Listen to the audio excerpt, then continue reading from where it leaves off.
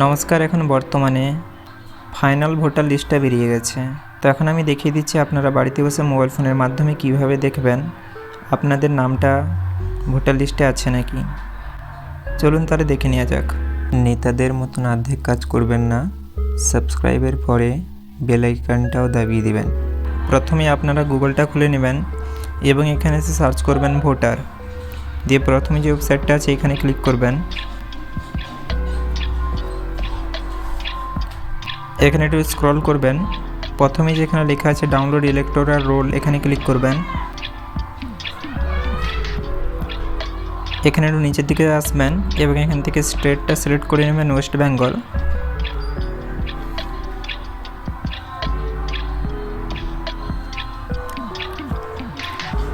এবং এখানে ইয়ারটা 2026 আছে সিলেক্ট করা, কোনো অসুবিধা নেই, ঠিক আছে সেটা।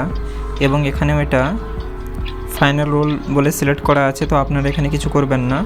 এখান থেকে আপনারা আপনাদের ডিস্ট্রিক্টটা সিলেক্ট করে নেবেন এবং আপনারা এখান থেকে আপনাদের কনস্টিটিউয়েন্সি অর্থাৎ আপনাদের বিধানসভা ক্ষেত্রটা এখান থেকে সিলেক্ট করে নেবেন।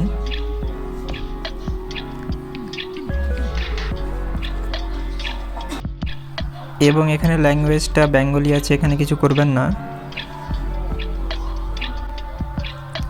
এবং এখানে ক্যাপচাটা দিয়ে দিবেন দেখে দেখে যেটা আছে। এবং আপনারা এখান থেকে আপনাদের পার্ট নাম্বারটা সিলেক্ট করে নেবেন। এরকমভাবে আপনারা নিচের দিকে এরকম স্ক্রল করতে পারেন 2, 3 এরকম করে নেক্সট করতে পারেন, অথবা আপনারা এখানে সার্চ করে নিতে পারেন আপনাদের বুথটা, যেখানে ক্লিক করবেন এবং এখানে ডাউনলোড সিলেক্ট পিডিএফে সিলেক্ট করবেন।